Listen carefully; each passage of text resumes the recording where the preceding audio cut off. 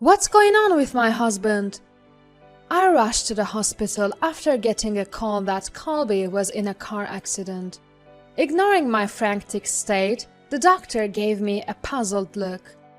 We just explained the situation to his wife. What? Wife? Caught off guard, I momentarily forgot about my concern for Colby and blurted out in disbelief. Who else could he have talked to, if not me? His wife? I was so confused I couldn't move. My name is Cassie, a 32-year-old office worker. Colby, my husband, is 35. We met through friends and got married. Though we didn't have kids, we made up for it by spending quality time together, going on trips and out to dinner on weekends. But 3 years into our marriage, things changed. Colby's job always involved a lot of travel, but it increased even more, spilling into the weekends. And as he spent more time away, he became distant. One evening at dinner, I brought it up. You're always working. Can't you help around the house a bit more? We both worked, so we used to share chores, but lately it's been mostly me. What's with that tone? I'm working hard, you know. Angrily, Colby threw his fork on the table. I was speechless. I'm going to bed. He stormed off to the bedroom. I felt something was off with sudden outburst. Come to think of it, he hasn't been talking about work lately. He used to bring souvenirs from his trips and share stories, but not anymore. Is he really working? Though I tried not to overthink it, the thought cast a dark shadow over my heart. A week later, while Colby was in the shower, I brought him some clothes. I'll leave your pajamas on the shelf. All right. As I was about to leave, I noticed his phone on the shelf. Suspicion growing, I found myself taking his phone to the living room. I'll put it back before he's done showering. I quickly checked his emails, WhatsApp, and photos but found no evidence of cheating. I felt relieved but also guilty. You went through my phone, didn't you? Caught by Colby, I was speechless. After checking the call phone in the living room, you should have returned it to the same place immediately. I have tracking enabled. Someone used it while I was showering. It had to be you. I'm sorry. You've been acting strange and I thought you were cheating. Unable to deny it, I apologized sincerely. Besides, when I checked the contents of my call phone, I felt a little anxious. Find anything? Nothing. Of course not. I'm just working hard. I feel awful being suspected. I'm really sorry. I can't live with you anymore. Let's divorce. His sudden declaration left me stunned.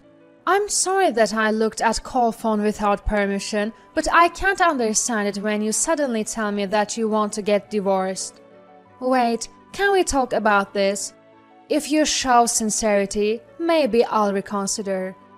Smirking, Colby waited for my response. From now on, you'll do all the cleaning, cooking, and laundry. Basically, you'll be the housekeeper. All this just because I looked at your phone? I'm hurt. The least you could do is listen to me. His demand was unreasonable, but what I did was wrong too.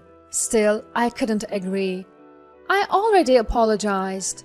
Words aren't enough. Show me through actions. Or do you want to divorce? Fine, I get it. For the time being, I reluctantly agreed to Colby's terms, thinking he would eventually forgive me. It had been a month since then.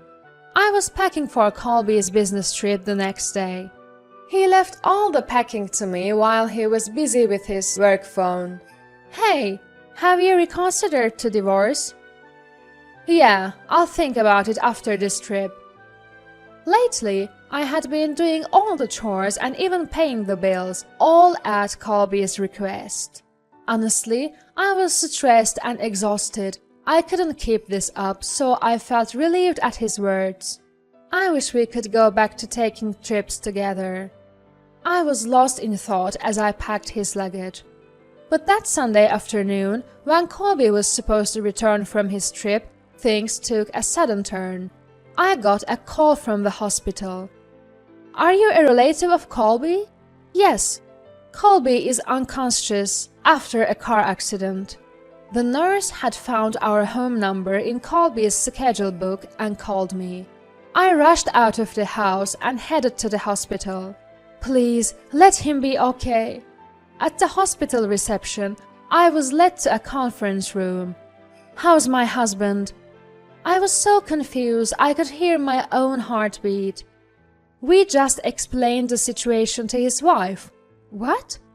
I was shocked at the doctor's unexpected words. "What do you mean?" According to the doctor, Colby was in the car with another woman when the accident happened.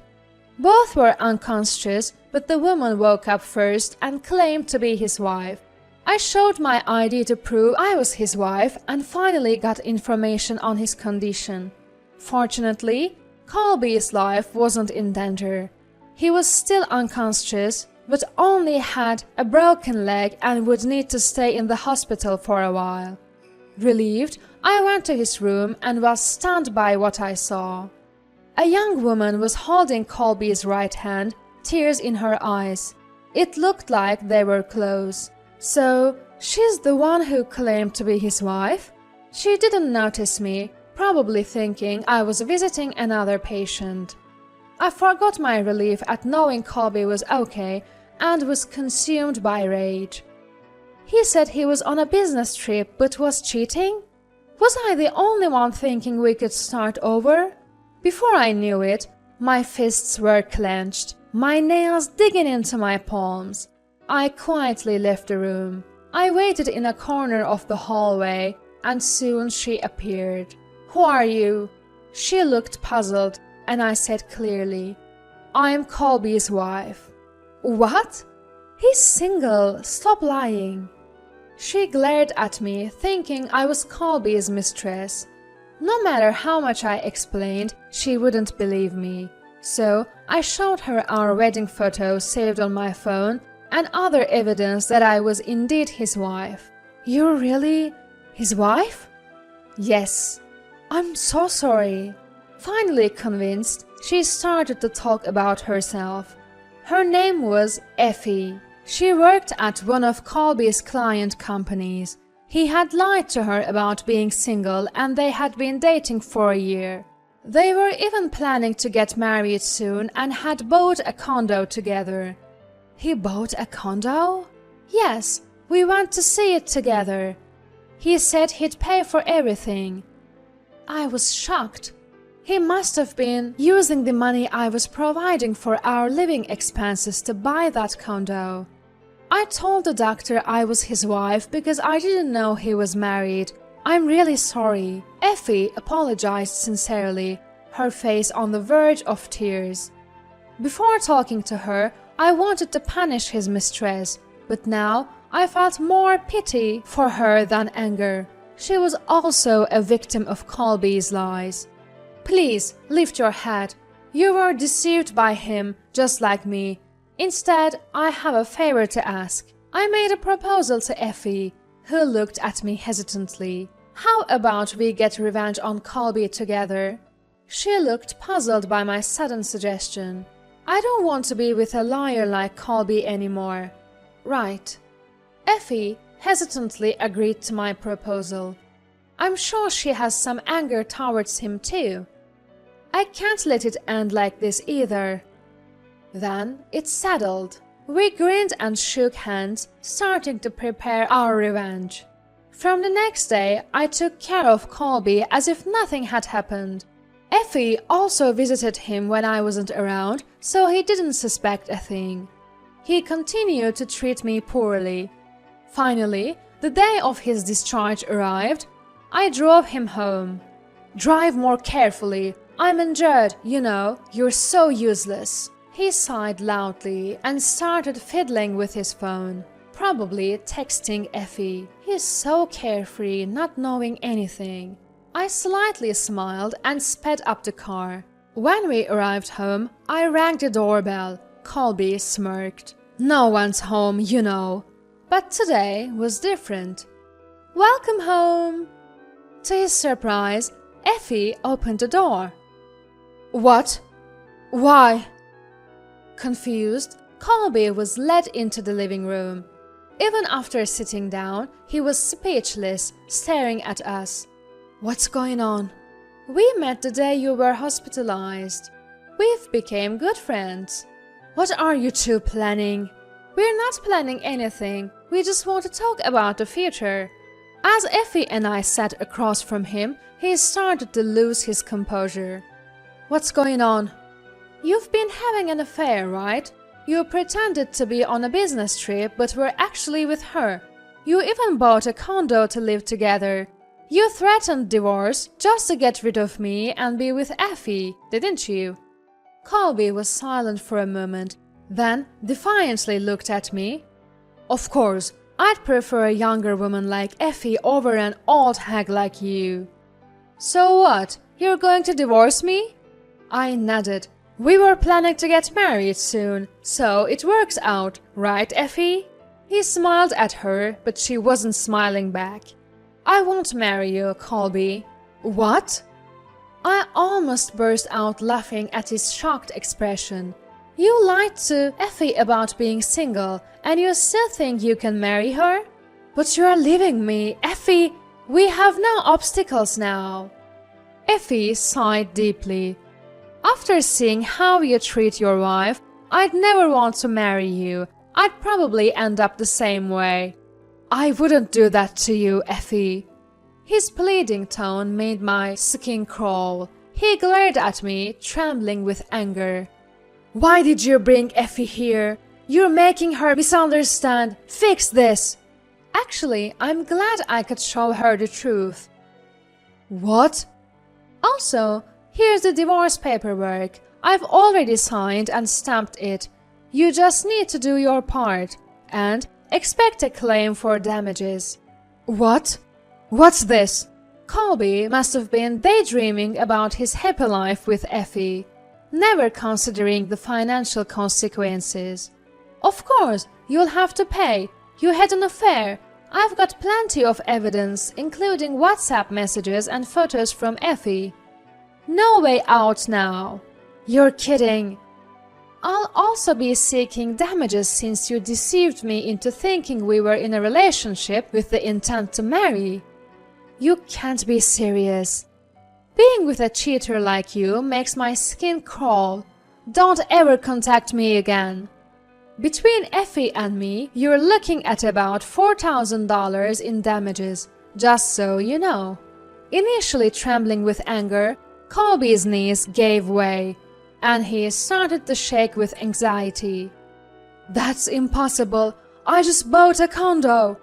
That's not our problem.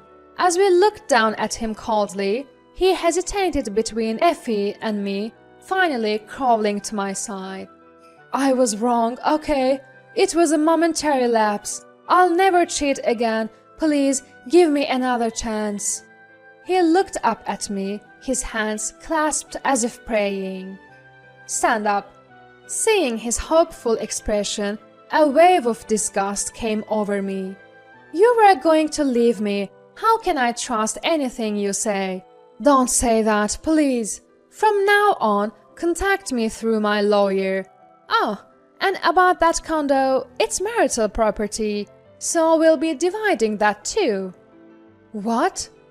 We left our lawyer's business card on the table in front of him and stood up to leave. Wait, what am I supposed to do if both of you leave me? My leg isn't even healed yet. Ah! We heard a loud thud as he fell over. He must have tripped trying to catch up to us with his crutches, but we had no intention of helping him up. I never want to see your face again. Goodbye. And so, Effie and I left him there. Later, the divorce went through smoothly, and I was able to claim damages in court. Word got around at his company and he was suspended for using his work phone to contact his mistress. He eventually quit. The condo he bought to live with Effie was sold to pay the court-ordered damages. Now, he is left with a massive loan, job hunting and living day to day in a cheap apartment. As for Effie, she found a wonderful man and is in a relationship with marriage in mind. I can't help but wish her happiness. Life is so unpredictable. I never thought I'd find myself in a situation like this. I don't know what the future holds, but that's why I've decided to make the most of each day.